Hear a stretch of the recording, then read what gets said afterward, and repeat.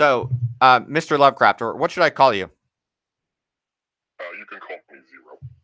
Call you Zero. Okay. Zero, yes. Zero. So, Zero, what's your story more generally? Why don't you just tell us a little bit about yourself?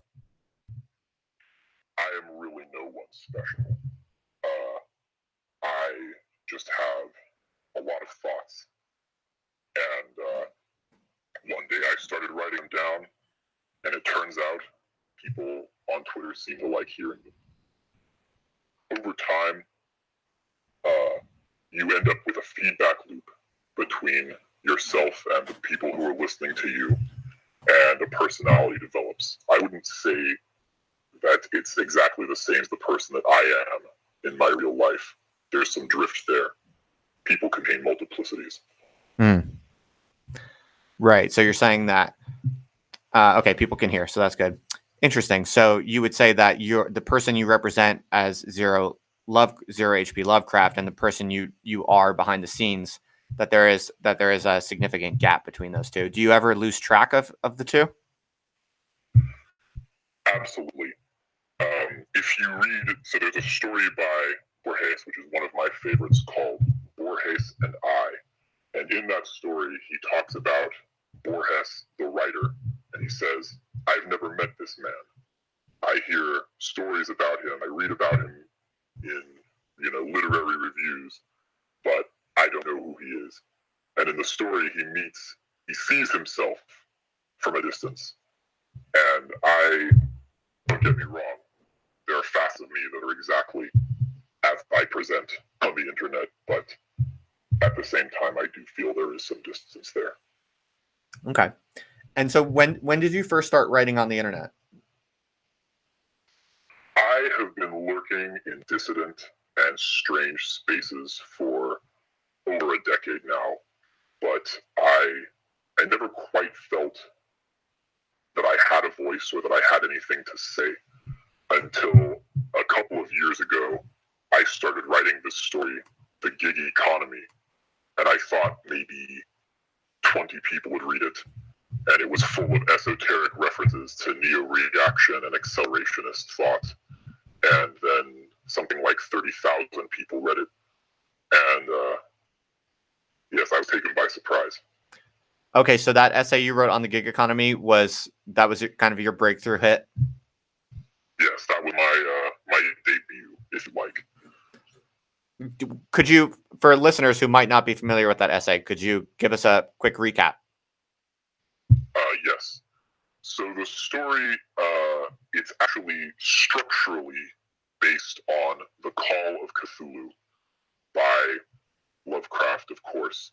And I had read a story translated by Akira, who I think you've had on here, called The Flock of Bahui, and I can't say Chinese words, but it's an extremely sort of formulaic adaptation of Lovecraft with Chinese characteristics.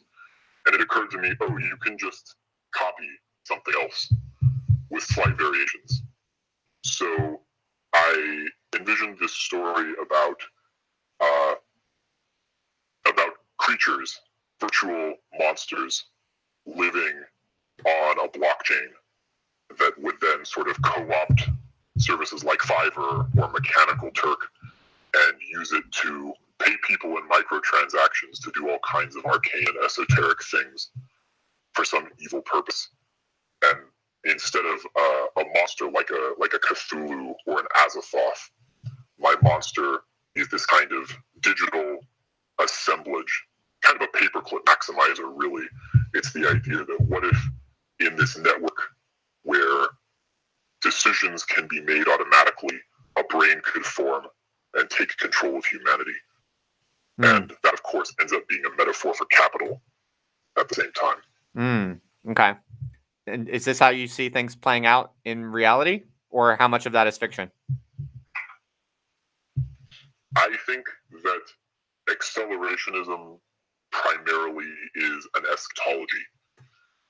And it's not necessarily the case that anything in eschatology will ever actually happen, but eschatology is about how we relate to the far future, and it sort of contextualizes us in the world and in the So it's not just, accelerationism is not just, oh, there could be a singularity, and afterwards you end up with some kind of like post-scarcity, I don't know, ultra-modern, total divorce of sign, of signifier and signified.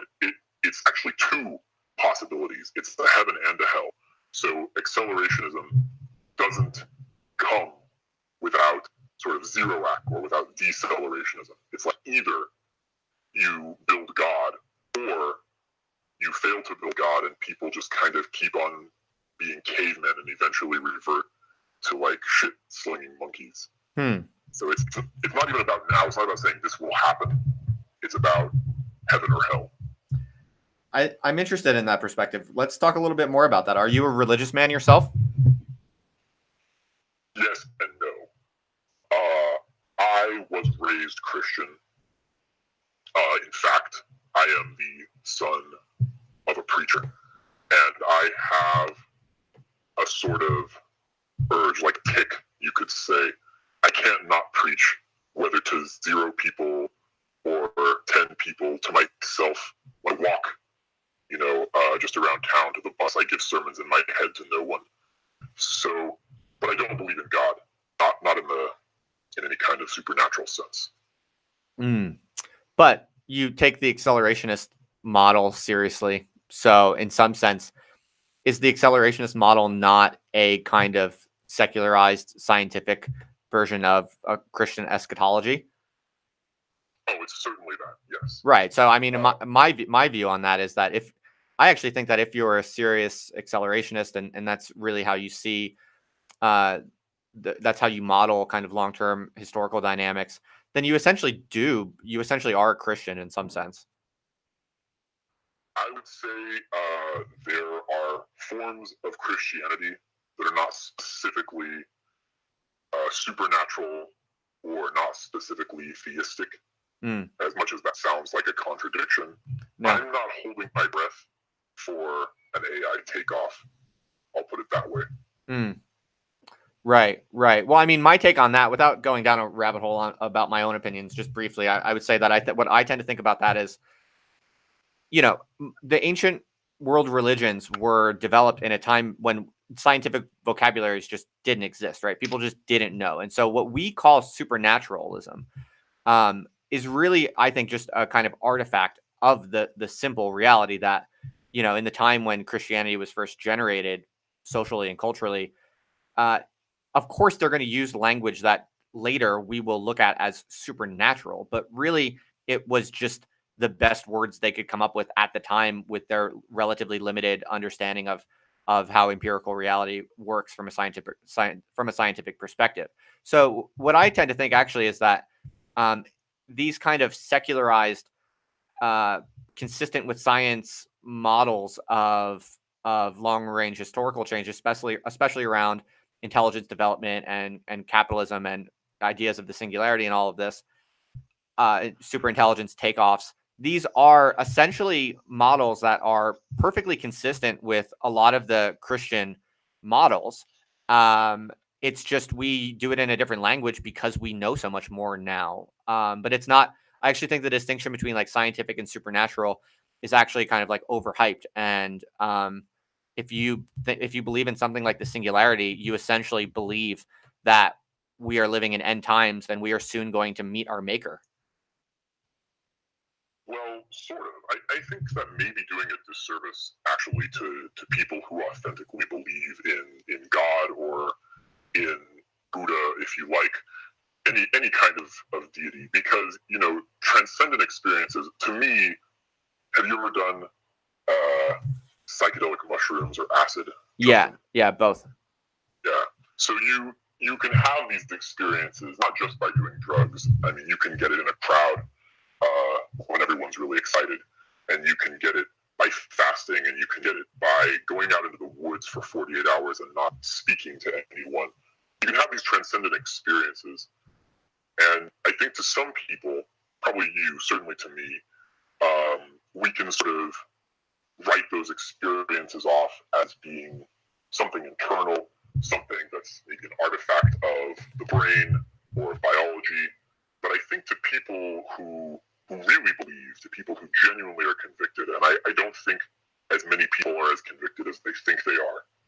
But to people who really believe, they can't write off those transcendent experiences. Like, they literally can't do it. It would be like asking them to add, 2 and 2 and get 5. Like, it's unconscionable to sort of say these experiences, these transcendent feelings, or noumena, to say, oh, that's just an artifact of the brain. So I think people really do believe, and I think that it's kind of a recency bias, or a bias from where we sit, to say, oh, this is just how we conceive of the world, really in something quite like the way we do. Are you familiar with Julian James? Did you say Julian James? James. I think that's his name, right? I'm not sure that I am. So, the origin of consciousness in the breakdown of the bicameral mind. Have you heard of this work? Okay, I've heard of that, yeah. Yeah, so I don't know if I believe it. I think it's something that no one quite knows if they believe. But he thought that there was a time, maybe in recent history, when we experienced our conscience, a part of ourselves, as a distinctly different person. And he thinks that, for example, when the Israelites hear the voice of God, when Moses, hears God, or when Abraham hears God, maybe there's literally, in his phenomenology, a second being there. And I'm not sure I'm endorsing this as true, but in the sort of Jamesian conception, it's like maybe part of you really experience as someone else. And a lot of people today experience the idea of like, oh, there's a voice inside me that they don't quite identify with. And what if that was just more? It's a good question. Yeah, that's interesting. Wait, so real quick, just to circle back a little bit, I suspect you're a very secretive person, it seems. So I don't want to pry, but can I ask you simple things about kind of who you are, like how old you are, or very roughly where you live? Could you tell us a little bit about yourself? I live on the West Coast, and I am in my 30s. Okay. What kind of profession or occupation are you in, roughly? Could you say? Yes, I am a software engineer, and I think that's probably pretty evident. I approach the world in a very mechanistic way, in an engineering sort of a frame. Okay. Do you hang out in real life with anyone that we might know from the internet? No, I don't. So you don't socially mix with any of the West Coast reactionary people? I see these things as sort of non-overlapping magisteria, to borrow a phrase. Interesting. So that you're not saying that you don't hang out with them. You're saying that you see your, in-person social circles as very distinct and separate from your internet circles. Yes, I like to maintain that separation, partly because it maintains info security. The less people know about one identity, the harder it is for them to accidentally lead over. And I think that you can only speak truth, and I'm not saying everything I say is the truth, far from it. Mm-hmm. But you can only speak honestly, let's say that, if you are not accountable to your face and your reputation. No offense, but as soon as reputation bleeds over into your real identity, there is a web of complicated obligations and social niceties, and there's a whole sort of algebra of how you can behave relative to others. So anonymity, I think, is very freeing. Yeah, I've had this debate with many people before, and I think it's a genuinely interesting question. I've always said I think there are perfectly fine reasons to go the kind of radically anonymous route. I think trying to speak the truth honestly and courageously in public in a way that's associated with your own name also has its own unique benefits and attractions, not just strategically, but in terms of what you're able to say and how you're able to say it. So, I think the most significant retort to what you're saying is that the problem or the drawback of being an anonymous figure is that you might feel like you're speaking the truth in a way that's more liberated than what someone like me might be able to say or do. But I think the weight or the impact of the words that are coming from an anonymous avatar are significantly decreased.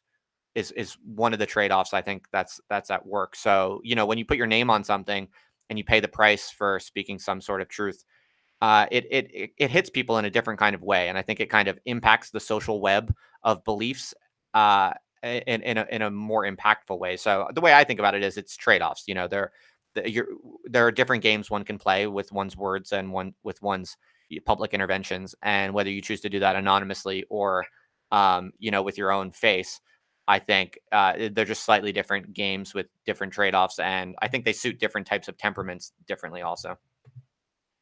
I think that's true. I think people put too much stock in the idea of the Overton window, but basically the difference is, are you inside it or are you outside it? As long as you put your face and your name on your words, then there's more control. But if you ever want to convert virtual cloud into real cloud, you have to break the boundary. That is true. Right.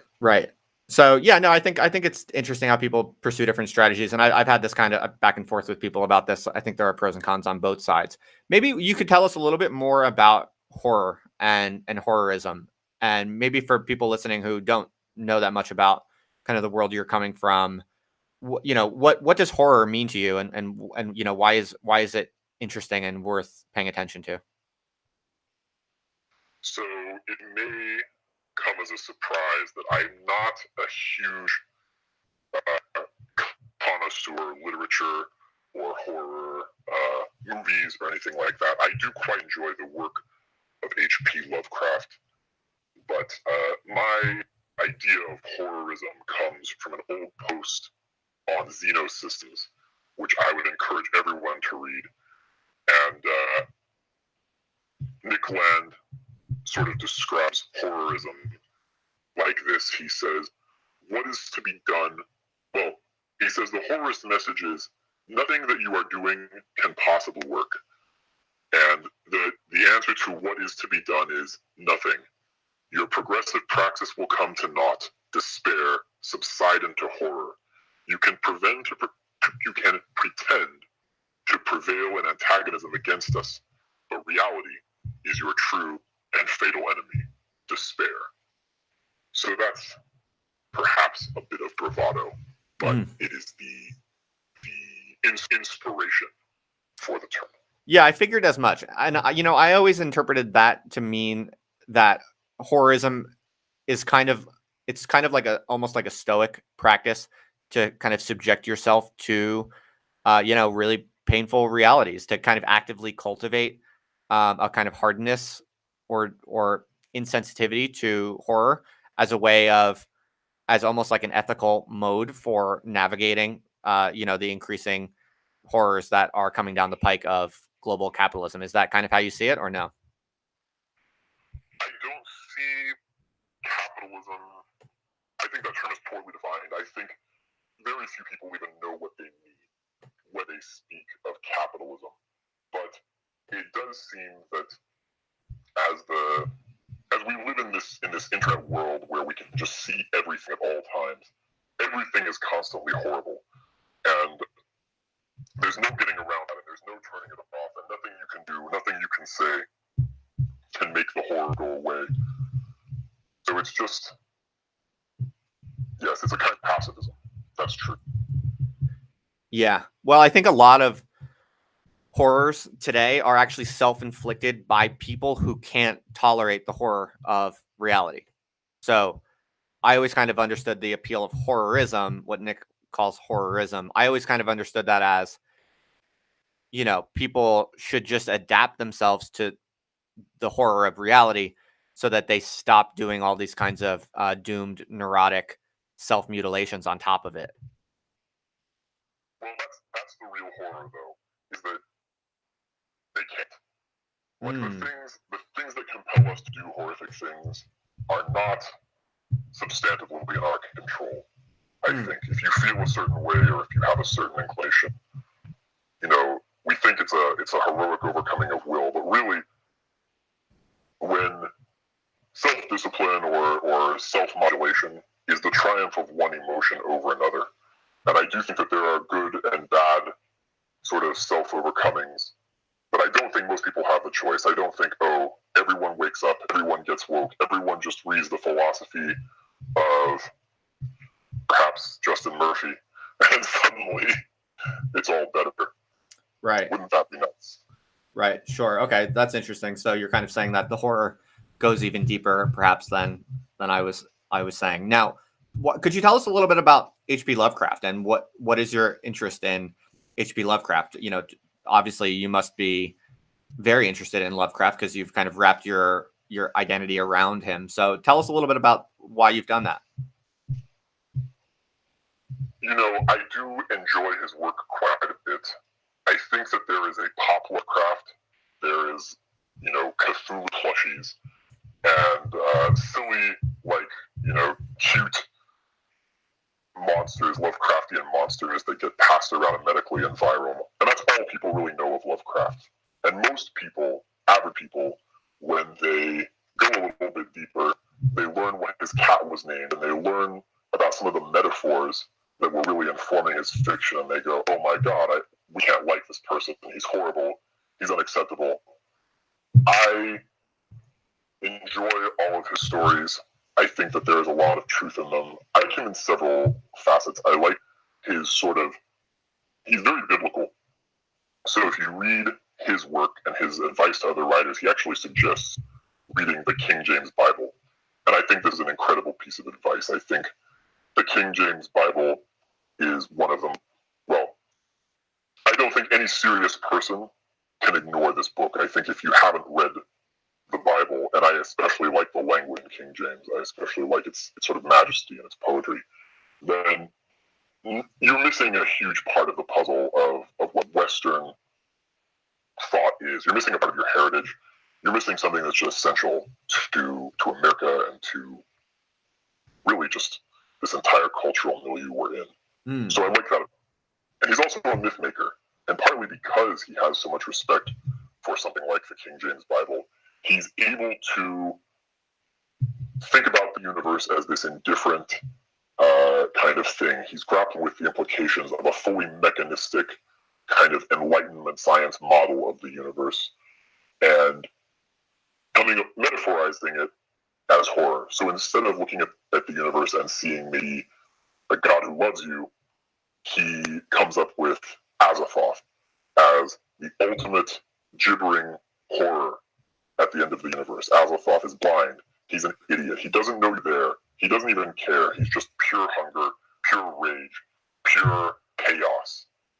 And that's kind of the ultimate nature of reality for Lovecraft.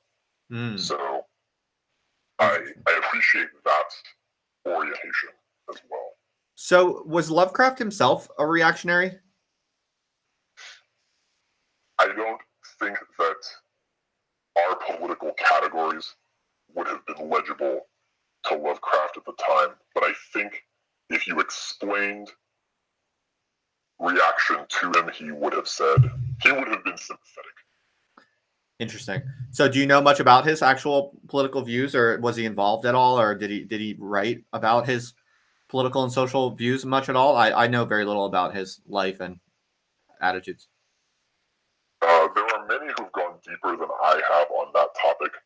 I think I recommended on Cont's podcast reading the Radish Mag article on H.P. Lovecraft, and it goes into his personal life and his views. He was, I would not say he was politically active, no, but he was a prolific writer. Yes, he did hate immigrants, avant-garde student.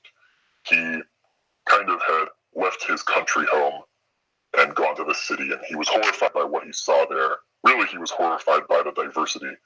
And then he went back home to his sort of rural New England hamlet, and he was disgusted to find that it too had been taken over by swarthy foreigners. And so you can find this view when he talks about like fish people, or when he talks about some of these like the Innsmouth horror. If you read that, a lot of his monsters are just disfigured people, and they're metaphors. They're allegories of people who immigrated to the U.S. Wow, that's dark. So there are some questions about pieces of work by H.P. Lovecraft.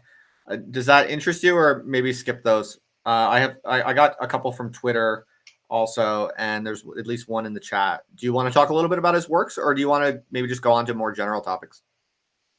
I thought there were some cool questions on Twitter. I think the person asking about the rats in the walls is being facetious. Okay. I cannot recall the story Pickman's model, though I probably did read it. There was also a question on Twitter about what do you think of the quote-unquote placid island of ignorance?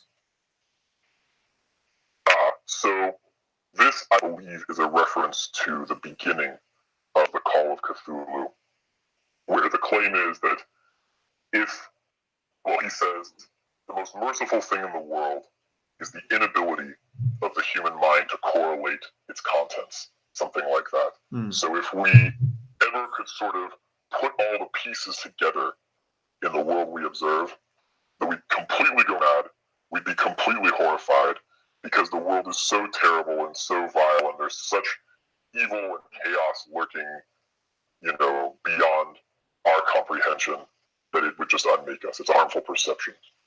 And I think that's basically true. So that we enjoy placid islands of ignorance is the idea. I think there are ideas that are true that most people would have trouble hearing, and there are ideas that are true that all people would have trouble hearing. Yes. Yeah, it's kind of interesting to think about the modern left as a social formation in some sense. It often seems like the major tenets of contemporary leftism are basically like prohibitions on talking about certain all too horrifying realities, or realities that are too horrifying for leftists. In other words, that it's this kind of like consensual group agreement to not allow under any conditions certain possible empirical patterns to be acknowledged as such, a kind of like consensual pact to look away from certain things that left-wing temperaments find horrifying. Is that how you read it? Yes. It's curious what exactly is the cause of that. On the one hand, we have this idea that it might just be pure status jockeying. Like, everyone really knows the truth about all the horrible things that you can hear on Frog Twitter, and it's just not politically expedient to acknowledge it, basically. Like, if you say it, you'll alienate voters. If you say it, then you'll hurt people's feelings. And there's just enough people whose feelings are just sensitive enough that they can exert social power. So maybe everyone knows. Maybe it's not a denial of reality so much as a kind of willful blind spot. Maybe. Or maybe people are just stupid and insane. Yeah, right. That is an interesting question, right? Like so if you look at something like the taboo on something really quite simple and even relatively benign, in my opinion, like psychological sex differences, for instance. If you take this as an example or case study, like the question you're kind of posing is the taboo against speaking about psychological sex differences because deep down leftists know that those patterns are true, but they find them horrifying and dangerous and bad. So it's like people know they're true, but we have to prohibit people from talking about it because then bad things will happen. Or is it a kind of deeper denialism in which all of the prohibitionism and taboo intensity is actually doing the work of making people not believe it, like allowing leftists to genuinely keep their mental experience free from this type of accepting this type of pattern. That is a kind of that's like pretty like hard to measure. It's hard to imagine how you would be able to tease that out, but it is actually a really good question about this underlying psychology. Right. So a couple thoughts on that I have. One is that a lot of sort of anti-racist and anti-sexist discourse has sort of the esoteric function of making it easier to control different groups of people. Like if you import a bunch of foreigners from different countries, and I mean high-skilled laborers, I mean like H-1B visa, tech workers especially, if you have a sort of nativist and a sort of nationalist political climate in your country, you're not going to get very good work out of those people. So in a way, a lot of that sort of progressive thought is a way that the state has evolved to control the foreign laborers that it brain drains into the U.S. And a kind of secret, a kind of crypto-colonialism in a way. Now, this has the trade-off of demoralizing the native population, but there's some optimality there for the people who are cashing the checks, right, in terms of how much can we demoralize the native population while still brain draining places like India and China. So that's a facet of it. Right. That's an interesting hypothesis. And actually, I mean, that model is also consistent with this, how this language also kind of manipulates and controls the less skilled factions of the native population, if you think about it, because, you know, this kind of idea of solidarity among the poor and people of color, and this kind of being this image of it all being this union of, you know, the less privileged across the board. It's like, this is really good for like Google or Apple, who has you know, a large number of employees that are not software engineers, but are, you know, customer service representatives and you know, people with like humanities degrees who, you know, in some sense, the like progressive ideologies are kind of, just like you said, they're a way of actually extracting the most labor from, you know, third world imports, but it's also a way of extracting the most labor from the less able or less privileged of the native population also. Yes, there's a certain sense in which it becomes possible to control private companies by creating high prestige jobs for people who are of low skill. So if you send people to major in something hyphenated studies, if you teach them political correctness, in a sense, they don't have any marketable skills. They can't really produce value.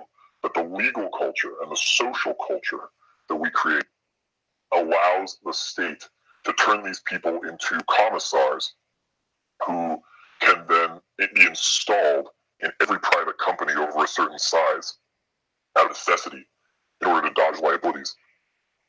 And what it really does, it gives you a way for the state to exert a higher level of control inside of private companies. That's interesting. That's very interesting, because I've been noticing a lot lately how it seems in Silicon Valley, for instance, the upper levels of management are all pretty on board the woke train. And so I've been interpreting that as, you know, the upper managers in tech actually quite like the woke ideology for their own control mechanisms. It's like, it's a management device, isn't it? But that's kind of at odds with what you're seeing it as a kind of state-centric management device, whereas I've been seeing it more as a kind of, it's precisely the titans of private industry that actually really like this woke ideology, because it produces the best morale and productivity from the bulk of its workers, which are not going to be high skilled, you know, high IQ people. The membrane between private companies and the government is far more porous than I think most of us think of most of the time. Yeah, but there is another factor at play as well, which is that the more sort of authority and power you cede to people that you've imported from other countries, the more the culture itself changes too. And so there's an element of clannishness and nepotism that you do not see with the Native American population. Like, especially conservatives are so frustrating in this regard, the Republicans, who will bend over backwards to show how they've hired their enemy and given them, you know, important sort of position of prestige. Like, look how honest we are, look how fair we are, look how gracious we are. We will appoint someone whose beliefs are diametrically opposed to ours in a position of authority. we're fair. But that is not at all what happens when you import populations from countries with different tradition and different culture. Almost everyone is more clannish than we are, and you get much more nepotism and you get much more sort of racial solidarity. So once you start installing people from a certain background in a position of power, you can expect, it's not a question of prejudice. I wouldn't paint it with a moral brush. It's simply that when you're playing iterated prisoners dilemmas, it really, really pays to be tribal. Interesting.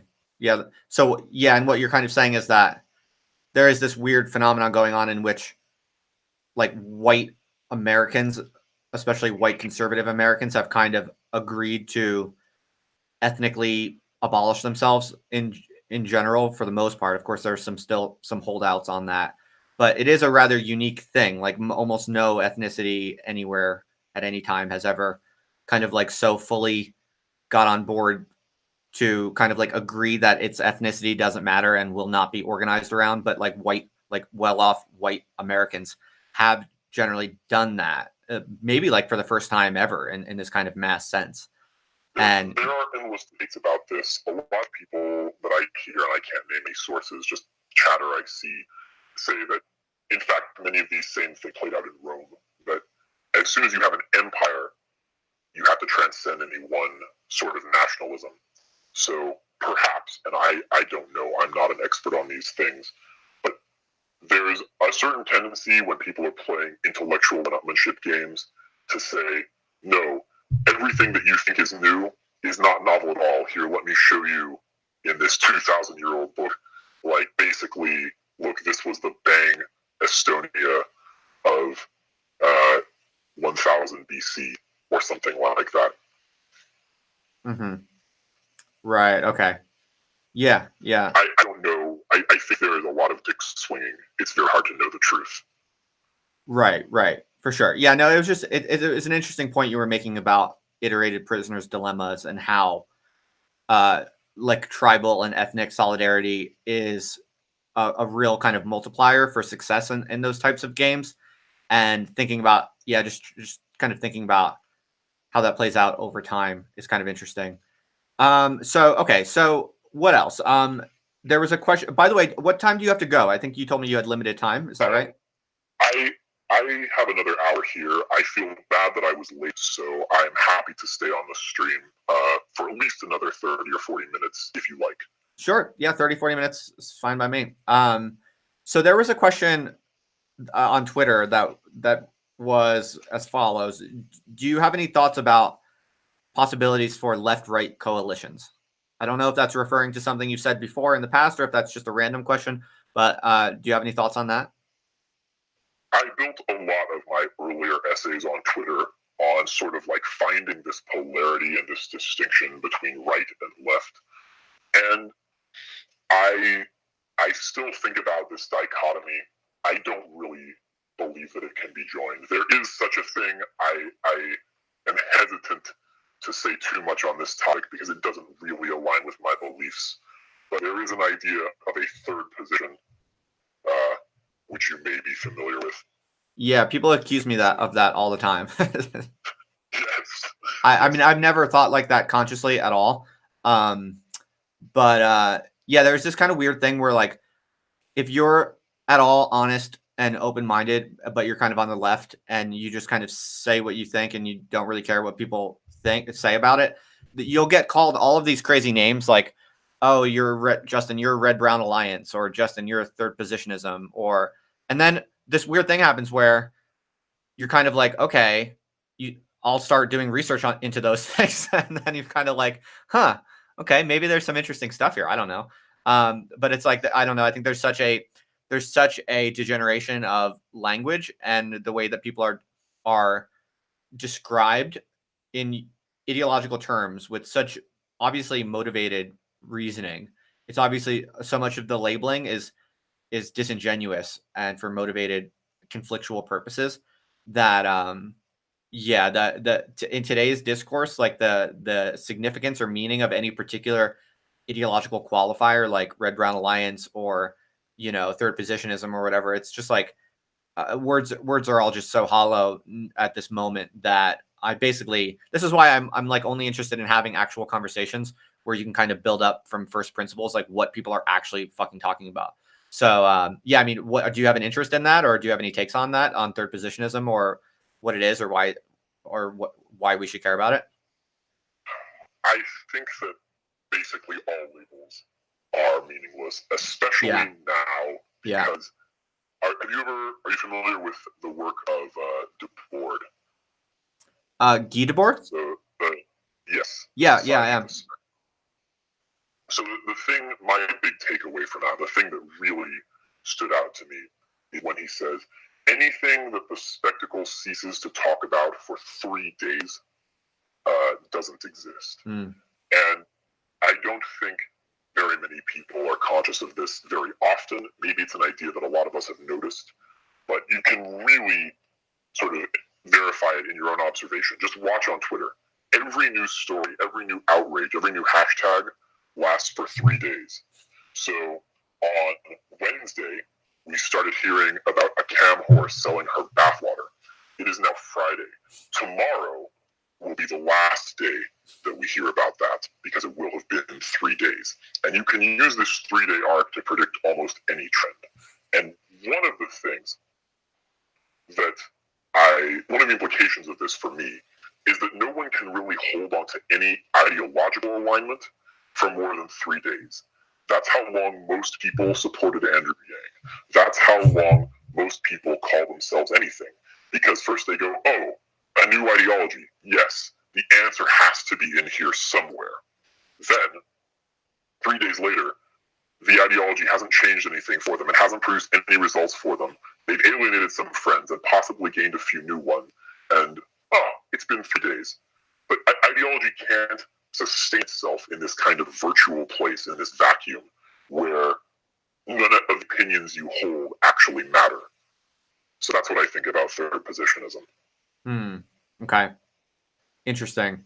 There's someone in the chat who's saying that there might be something about Lovecraftian horror that is kind of uniquely European, that appeals in a kind of right-wing inflected European mind. You think there's something to that? Perhaps.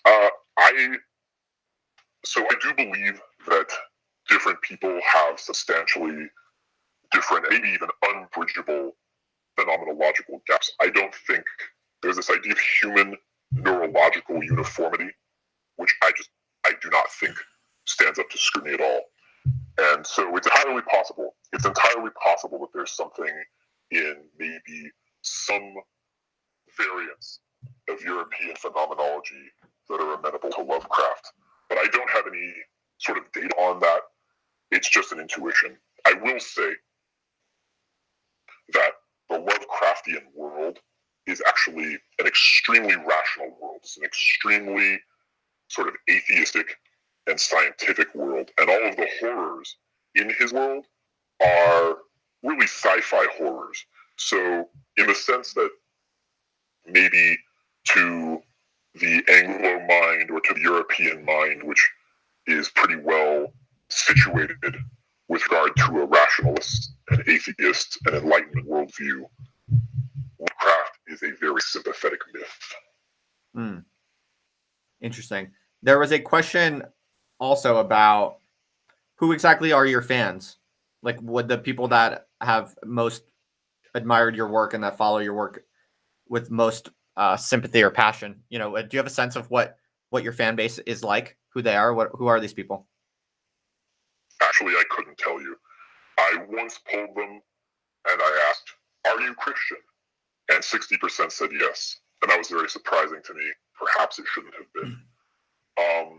I noticed that I have some neo-reactionaries, sort of post-rationalists, some less wrong diaspora, probably some gamers. I don't know. From the outside, it's very difficult for me to tell. The people that I mostly follow and interact with tend to be people who I think are also interested in a lot of the esoterica that I like. And if I model my audience as them, then my perspective is very distorted. I would bet that the majority of my followers have no idea what it means when I start entreating them to come to Cafe Milano. Do you know, Justin? No, I don't know what that means. Exactly. What does it mean? Oh, it's a pointless inside joke. There was sort of a. Have you read Jacob? Yeah, Jacobite. Or is it Jacob? Sure. Yes. Yes, I have. So you're familiar with You broke up. his sort of Familiar with who?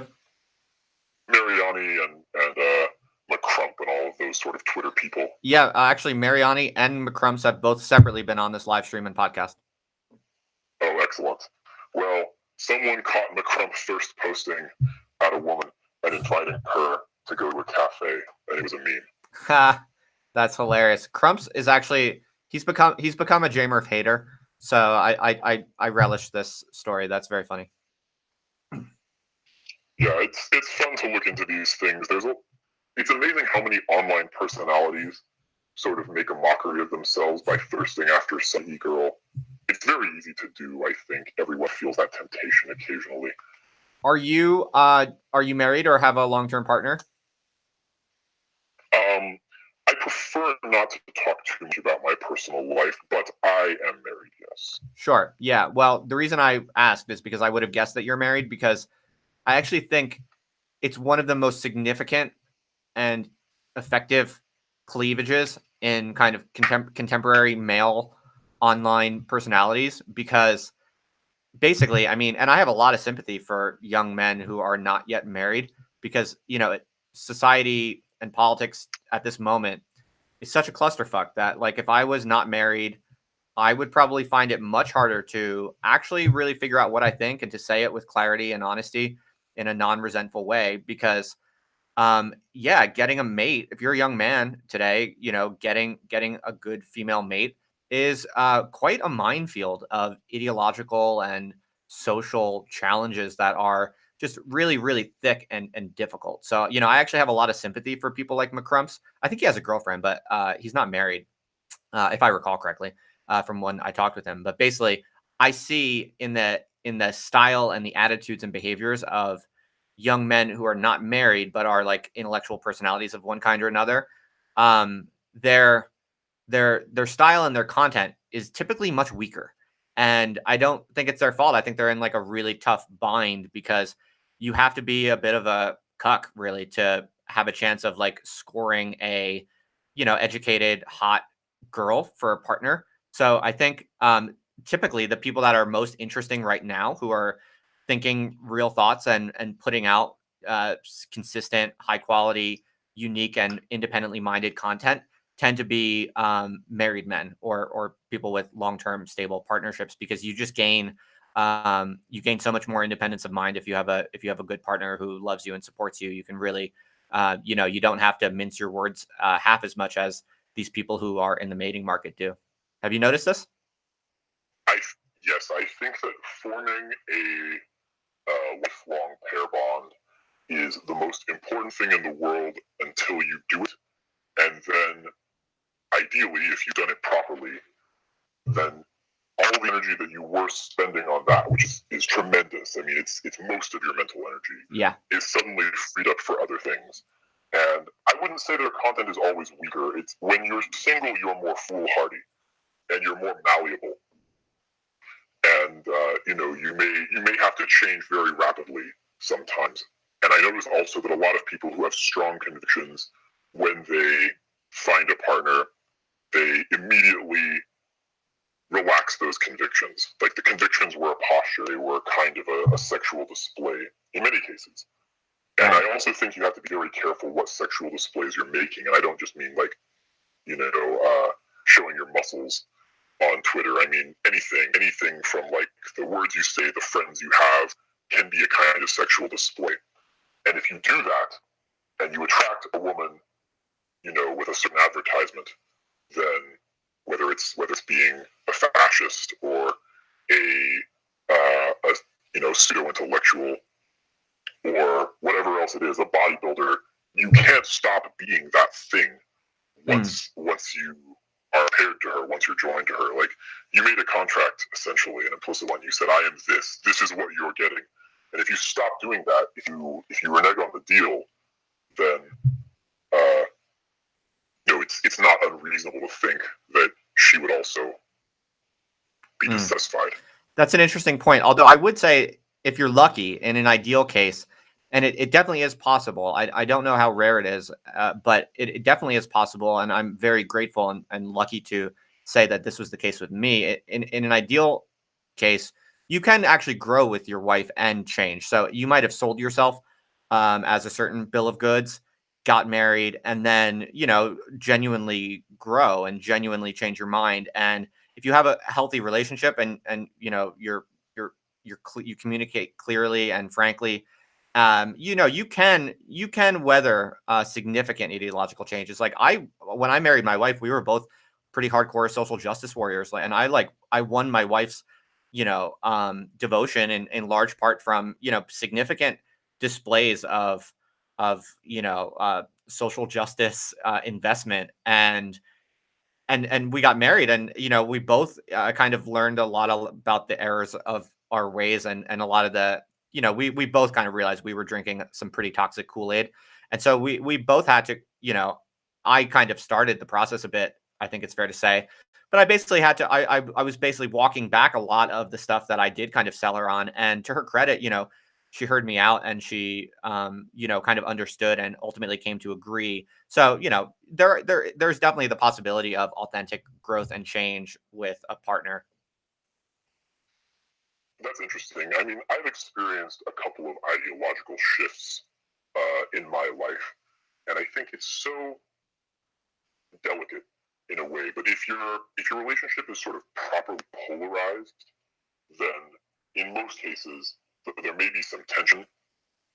Mm. Your wife should follow you, right? Like, that's a very important facet of marriage, and a lot of people take this the wrong way. They think that the idea that a man should lead and a woman should follow is really that it diminishes the woman, and I don't think that's true at all. They think some kind of ego thing or some kind of superiority, but what this is it's a very shallow conception of power. I think that leftists in general, and you can't, when you paint with a broad brush, right? But leftists in general have a very shallow conception of power, because power, although it is authority, it is control. In order for power to be sustainable, in order for it to have integrity with itself in the future, power is very much a form of service. Power is very much a form of caring for sort of the people. Again, I think the use of the word below, although it is the right word, is a word that is loaded for many people, and they can't handle this idea of having people below you. But if you've ever had authority, if you've ever, been the boss, if you've got a startup, or even just been a manager at a company, anything like that, you quickly realize that the role of the person in authority is it's a tremendous amount of investment in the outcomes of the people that you're responsible for. And this, I think, is a big disconnect. Is that you have a shallow conception of power. You think it's about being a bully. You think it's about sort of being a fat cat. But the exact opposite is true. Power that acts like that quickly implodes, quickly self-destructs. It burns all of its Right. everything that could sustain it very rapidly. It's an interesting point, and I think it's also not for nothing that people who have the former attitude towards power that you described, basically no one wants to be beneath anyone else, and especially people who think this way about sexual and romantic relationships, like men who don't want to have any power over a woman, and women who refuse to entertain the possibility of having less power than a man. Those types of people, men and women, tend to be the ones who are least likely to have a happy relationship. I mean, that's the way it looks to me. It's like those are the people who are like single until they're well into their 40s and never have kids and find themselves quite lost late in life. I think. I mean, somewhat anecdotal, but I think, I have a pretty large ethnographic database that I feel like is consistent with that correlation. No, you're very right. I think that uh, what our culture has done, what our society has done, is it has totally obscured all of the sort of recipes or the formulas for finding happiness with a person of the opposite sex. And so, in order to be successful in the dating market, in order to find a boyfriend or a girlfriend or a wife or a husband, you literally have to rediscover patriarchy on your own. And it's almost like a coming of age ritual. And it's why we have pickup artists. It's a bunch of men rediscovering patriarchy that was completely hidden from them. And they were told, oh, this is wrong and bad. And then they had to realize, no, look, it's not walking up to a girl and asking, do you believe in magic spells, or who lies more, men or women? Like these are magician tricks, in the early pickup artist scene. But what those men discovered, what that ideology discovered as it evolved, was actually none of this is what is it. We thought that our little routines and our little models were causing women to like us, but in fact, it was because they accidentally reverse engineered patriarchy. Yeah, I mean, I'm thinking about my own experience. I have to admit there's a little bit of truth to that. I mean, my wife is still, substantially a feminist to some degree, but when we really kind of realized the toxic Kool-Aid we were both kind of drunk on and how it was really actually harming our relationship and our ability to simply have happy functional life, we both basically walked back a lot of the dumber kind of like feminist tenets, and it's quite consistent with what you're saying. Like we basically did we learned to accept and be comfortable with certain, somewhat patriarchal norms, because those norms are, they did evolve for a reason, and you might not like them, but they actually can make life easier and happier and better for both parties involved. And I think it is just an awkward fact that the people that are most rabidly allergic to allowing anything that looks like patriarchal structures into their lives are usually the ones who are they seem to be like the ones who are hitting themselves the hardest over and over again and like preventing any type of like stable, happy relationship from emerging. So I think that's not for nothing. Yeah, so I don't want to derail this, but one of your subscribers paid $2 to ask if I have read Nagel Left Case for Open Borders. Thank you. I was getting to that. I wasn't going to forget. Yes, thank you very much, Mr. Zika Foos, for the $2 super chat. And yes, that's great. Let's talk about that. So what do you think? Or have you read it? I'm sorry to disappoint your subscriber. I have never read this book. It might be an interesting ideological Turing test to try to guess what it says. I don't know if I know enough about Nagel. So I can tell you real quick. I mean, I read it. I can tell you real quick. It's not very controversial. It's kind of basically what it sounds like. She's basically saying, "Hey, people, I hate to tell you this, but if you want socialism or even just a more robust welfare state, it might be somewhat in tension with unlimited open borders." That's essentially what her argument is. That's abundantly obvious. I mean, Bernie Sanders was talking about closing the borders for a hot minute there before the woke coalition found him in a dark room and said, "Hey, man, that's not how we do things anymore." Yeah, exactly. So, I mean, if the person asking wants to know my opinion, also, I mean, I think she was making a pretty straightforward point, which is very reasonable. And yeah, I mean, from what I recall, she doesn't even necessarily come down very hard on anything. It's not like she finishes the essay with "we must close all borders to all foreigners" or something like that. I think the point is a strong one and needs to be grappled with. I mean, I think that there is a just genuine lack of intellectual seriousness on the radical open borders left. I mean, I think the people that are just like absolute knee jerk, anyone who wants to come in the country should be free to come into the country. Honestly, I think there's actually a lot of arguments for that. Surprisingly, from a right wing perspective, right? There are kind of libertarian economists, right, who say, yeah, open all the borders, absolutely, we should do that on kind of free market principles. So there's a weird note of that. That's just to say that it's actually not a totally crazy argument. It probably is in the long run net welfare improving. It's probably Pareto optimal probably in the long run for everyone around the globe to open all borders. There's a good rational case to be made for it. But the leftists who make that who want radical open borders, I just don't think they make any. I don't think they make sense. I think their web of beliefs is not very well worked out. And I think that the left wing people who call for and clamor for just absolute unlimited open borders, they're actually doing a different type of politics. Like they don't have a kind of formal, overarching, coherent politics, and they're not interested in that. They've never really been trying to build that. They have a set of they have moral taste buds, kind of in like a Jonathan Haidt model. They have strong tastes for certain things like compassion, and then they just kind of pronounce their position on various hot button issues in a kind of way that's never fully logically integrated. That's not part of the politics that they're doing. They just basically cater to whatever kind of ethical or moral passion they feel possessed by in a moment. So they'll say, we absolutely must allow anyone through the borders into America that wants to or needs to come. And how that actually factors into their other felt beliefs, they don't see that as a worthwhile task, and they would actually, these are often postmodern types of people who would, if you press them on that, they would say, this is you just using bourgeois ideology and logocentrism to kind of defend the status quo or something like this.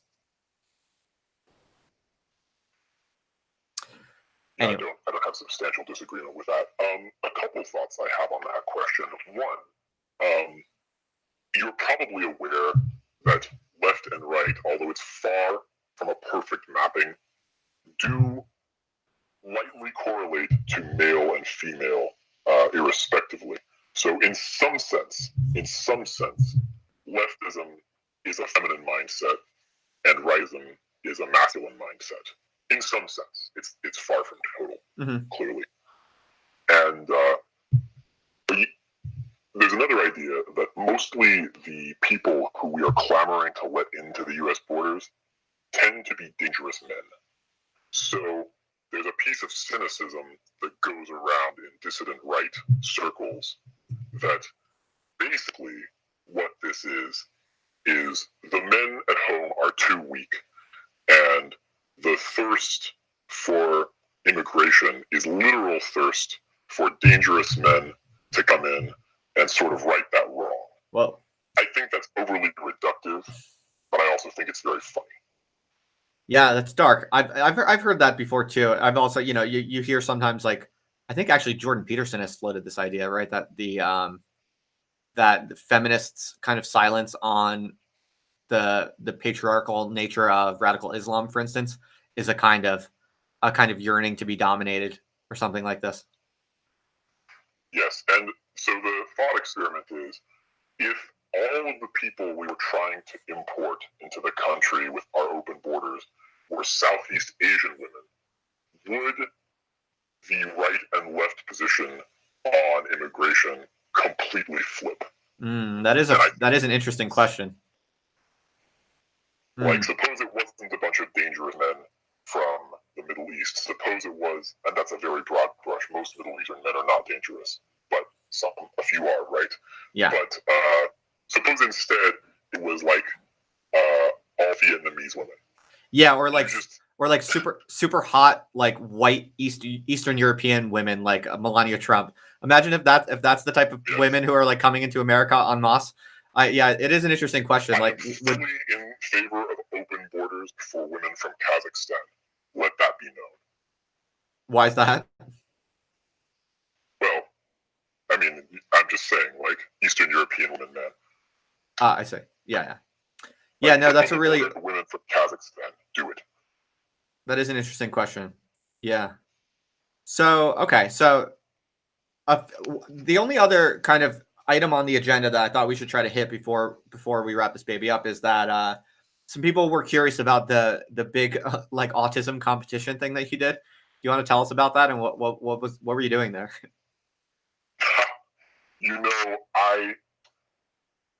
I just sort of I had posted something about a girl had posted a tweet about women with autism, and I sort of shit posted about it, and I said, women can't let men have anything, not even autism, like to themselves, right?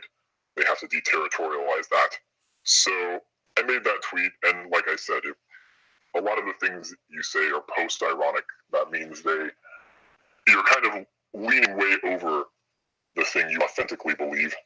Uh-huh. So, based on some of the feedback from that, I thought, wouldn't it be funny if we had an autism competition? And as a joke, I think that was interesting and entertaining. But then I decided to kind of monomaniacally follow through on it and actually do it. Mm-hmm. And doing that is much less interesting than speculating about it. Oh, and so it almost felt like a breach of contract to the people who enjoy my normal writing. So it was still funny. What did you learn in the process, or what was it? How would you describe it? What was the takeaway? I don't think there was anything to learn. It's the spectacle thing again. Yeah. If the odds competition had taken 3 days, everyone would have been cool with it. But it took 2 weeks. So and who won? Who won? That was someone named FODcorp, who promised us 3D testosterone, and apparently has a pretty good physique. Okay. I mean, all of these Twitter bros who supposedly have good physique, like, how do you actually know? I don't really trust any of, like, especially because we're almost always dealing with avatars who don't show any pictures of themselves, and I'm supposed to believe they're like these like buff studs. I mean, why does anyone believe that? 100% of my mutuals are ripped, Aryan gods. I guarantee it. Do you exchange like real pictures of yourselves in private? No. So how do you know? No, listen. We're post-truth in this assertion. My feelings don't care about your facts. I see. Well, I mean, in a sense, you're right, because the spectacle is obviously much more powerful. I speak with a lot of people who are absolutely convinced that Bronze Age pervert, for instance, is, like a super jacked, handsome, muscular man, and maybe, but I mean, I have no reason to believe that whatsoever. There's just no evidence, right? So, but you are right that the spectacle has its own logic, and people do get pulled in whether there's evidence or not. So it is kind of interesting. I do wonder if all of these like buff theory bros on Twitter are actually just like a bunch of twinks. That's dark. That's horrorism for you. That is horrorism. Before we wrap it up, I kind of two things. I don't really want to end on that. Okay. And someone in the chat did ask a question, I think on Twitter maybe, and brought it up, that they asked about the future of art. So maybe we could briefly talk about that just a little bit, to end on a slightly higher note. Yeah, that's great. So we can do that. Well, maybe before that, then I'll get in just one quick thing about this please. less savory topic. I mean, would you identify as autistic or Aspie? No, not remotely. Okay. I mean, okay, part of me, there was a Confbot article about this that was deleted because he said some forbidden words. There is such a thing as autism. There are real autistic people who hurt themselves and who just radically lack some of the mental models that everyone else has. But in the main, I think that the way that the term autism is used and the way it's diagnosed has been expanded to sort of condemn a lot of people who really are exhibiting very normal behaviors and very normal ways of thinking. And the definition of pathology itself is really quite political and quite nebulous, and any category breaks down if you try to over-examine it. So it's silly to say, oh, autism is unique in that regard. All categories can be dissolved if you look at them too closely or too wrong. But I think that many behaviors that are frankly just normal, that are just healthy, even, are called autism that aren't. True. That's fair enough. Yeah. Of the people that were in your competition, how many of them do you think are actually Aspie? Oh, I could not venture to guess. Probably all of them and none of them. It's the distance between your online persona and your actual self. So I actually didn't ask you this straight up, but I guess you do you identify as what you would call a neo-reactionary? Well, like I said, labels are pretty stupid these days. I think all of the heat has gone from that label. It doesn't mean anything. A label that isn't able to filter itself is a useless label. If there's some cabal somewhere of neo-reactionaries, I'm not part of it. Right. Yeah. Yeah. If anyone goes online and calls themselves that, who can really dispute it? Right. Yeah. Yeah. I mean, people call me that all the time, and I've never like sought that or identified with that personally. So yeah, I guess you're right. It's just at a certain point, it doesn't even make sense to bother trying to use the terms. I'm sympathetic to that. I have read all of the writings of Mencius Moldbug. I think that many facets of his analysis are correct. I think that some of them are lacking. I think that some of them felt very reasonable at the time and now don't. I would endorse his writing to anyone. Right. Okay. Well, I mean, I'm quite a fan of Moldbug's writings, and I'm still like generally the overall drift of my politics still is rather left wing on the whole. So I think even having a certain predilection for the writings of Mencius Moldbug isn't even a very like clear test of neo-reactionism necessarily. But yeah, it's interesting. I mean, it's probably best to just forego the labels and just have conversations and go on a case-by-case basis about various topics. And I guess that's kind of the abiding philosophy of the show anyway.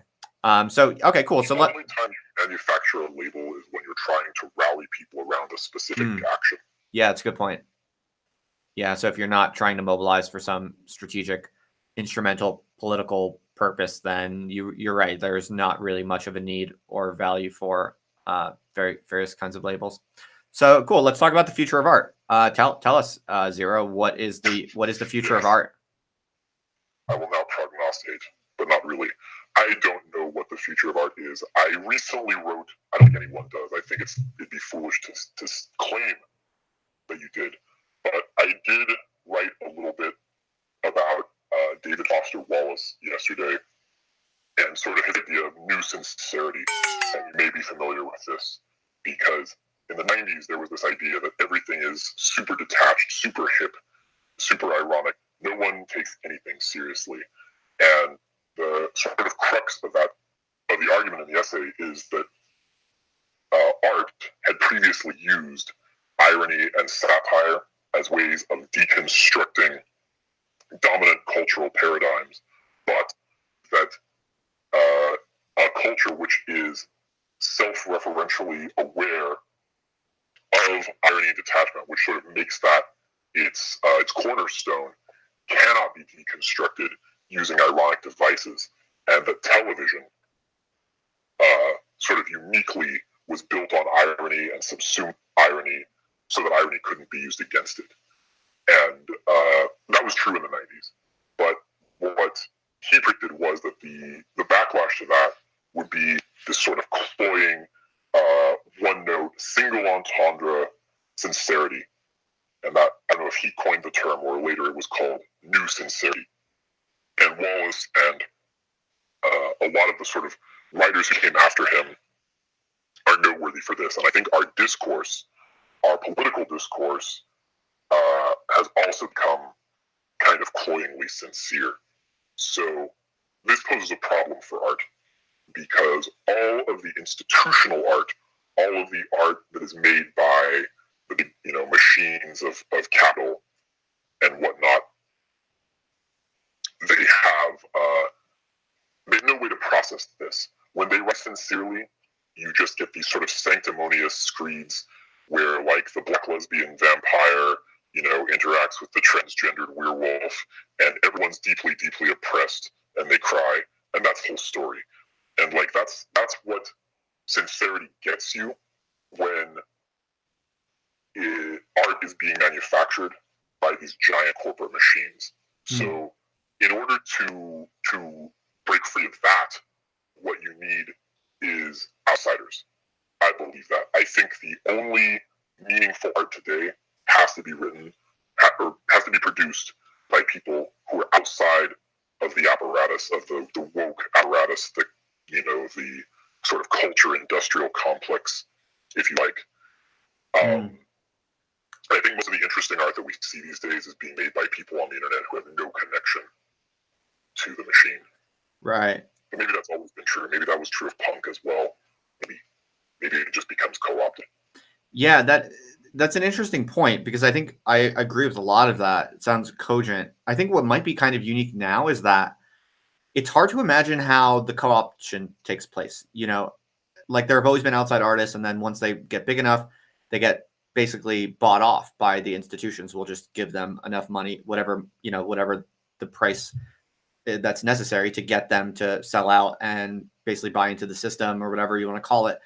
But now it's like, it seems like the centrifugal tendencies are so strong, and also the institutionalized just kind of decay, just the absolute kind of death of life that seems to be characteristic of almost all mainstream institutions today, seems to be so strong and terminal that I sometimes wonder if we're at a turning point where the near future of art is like the outside artists, you're right, will become the only real site of genuine creativity worth paying attention to, but that now actually there's not really any mechanisms for the institutions to buy them out, to co-opt them. So the outside art that we see now, especially from the dissident right, which is clearly where I'm looking, that art is not something that can be co-opted because it is not digestible right by the big business. If you look at Sam Hyde, $1 Million Extreme, it was very popular. Everyone liked it. It was on Cartoon Network late night, and it was canceled because it was ideologically untenable to them. Yeah, that's a really good example. Yeah, you're right. It's like it wasn't ideological, like it at all, like very, very minorly, No, but I think you're right. There's something happening where the outside art is going to be just profoundly and irredeemably just incommensurate with, even understanding. You're right. It's almost like before ideological opposition, it's actually just a kind of sheer incomprehension of the various different norms in like the subcultures that produce this kind of stuff. And so it's actually a really interesting and important point, because if that is true, that that outside art is going to be the only site of real creativity worth paying attention to, and I'm right that there's something new going on where the institutions are uniquely incapable of bringing that outside art in, then what's actually really interesting and difficult about that is right now people's perceptions are very scrambled, because people still expect that if there's good art being done on the outside, it's going to eventually get brought into the institutions. They're eventually going to see it in the museums or whatever. But actually, that might not happen this time moving forward. And so people need to, and I think this is actually happening, people are realizing that. And so people are starting to realize that, like, if they want good, really live, radical, creative, truly creative stuff, they have to go to the fringes themselves and become a part of what they are interested in. And I think that actually might be happening now to some degree, but a lot of people still have their eyes on the center. A lot of people are still, imagining or dreaming that, the mainstream institutions are going to find a way to open up to these like different currents, but I think they're waiting in vain. Yeah, it's not going to happen. At least not until everyone involved turns over. There's a pretty famous anecdote, I think, well, I hear it a lot anyway, that in the 60s, in the 50s, the sort of executives running show, they'd see a music act that they didn't understand, whether it was some kind of metal or not metal, but, progressive rock, something weird, something outside of their own taste. And they go, well, I don't like this, I don't get this. But if it's what the kids like, I'll try to sell it. But now, once sort of like the boomers came of age, and maybe even the millennials are the exact same way. Let me piss off everyone involved. Millennials and boomers are the same, and they think they have good taste. They think when they see a new piece of art that's outside their model, that if it's shit, that they're right. They're like, oh yeah, the kids don't like this. Fuck the kids. I'm right. There's a meme about that too. And so it makes it very hard for good art to come in, because these people think they're the arbiters of taste, and they're not. They're locked in this narrow little channel. Right. It's a good point. Yeah, someone in the chat makes a really good point, which I really like and strongly agree with, is that the countercultures don't realize how good their hand is and aren't doubling down hard enough. I could not agree more with that. I mean, that's why they have one problem though, which is payment processing. Anything that gets too good, we've seen there's someone shadowy behind the scenes who's able to push all the buttons and pull all the levers and suddenly make all the payment processors stop giving them money. So I don't believe the counterculture can truly triumph until someone with power controls a payment processor that is sympathetic to them. And that we do not see yet. But hasn't that only really been a problem for a very small number of like super big creators? Like for the larger mass of like, you know, moderately internet famous, like edgy figures. It's sending a message is what it is. Like Google fired James Damore. There are thousands and thousands, maybe many more than that, James Damores at Google. But you don't have to fire all of them. Mm-hmm. You just have to fire one really, really violently, and everyone else knows what's happening, right? Right. And I think it's the same thing with this situation. I don't know. I mean, I wonder if I mean, your point is well taken, and I'm certainly not dismissing it, but my sense is that you can be like a moderately internet famous, kind of reactionary leaning type of creator of some kind, and you know, like Patreon isn't going to notice you, really, right? I mean, there's lots of people like that, I think, isn't there? Yes and no. So one of your commenters, Scream, is completely right. If you go to a party and start dropping these esoteric Twitter talking points, no one even knows how to hear them.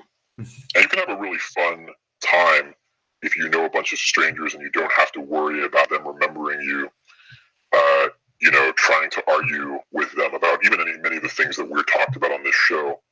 If there's not a TV show about it, if there's not a documentary, if there's not, you know, a sitcom that embodies a particular idea, many people they can't even hear it. They don't even know how to argue against it or for it. It's just outside. Right, but who cares about house parties? Like, house parties are for kids. Not even They're lame. House parties is a bad example. Go to a bar, go to your coworkers. You can't go to your coworkers, but try it. You know, like, try it with people who aren't extremely online. Right, but all I'm saying is that the whole like IRL world is of secondary importance, right? I mean, who cares? Like, who cares if who cares if normies don't know anything about it? Like, all that matters is like if you have a certain minimum threshold of internet audience and attention, right? I mean, that's really that's just all that matters. I feel like today. Well, yeah, if you can convert it into money, I mean, this is the question: is the counterculture of the right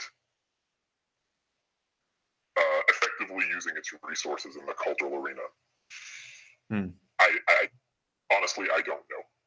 Like everything else, like whatever other like on the ground, is a sideshow to how do you even answer the question? Maybe there's some genius of culture who has a plan, who has a strategy, and will explode. And maybe not. Maybe it'll all just sort of get filtered away by algorithms. Well, but can't you just imagine the cultures growing and like, and not just the right wing cultures, but just all kind of dissident, unorthodox, eccentric, fringe cultures? Can't you just imagine them progressively growing and monetization becoming more normal?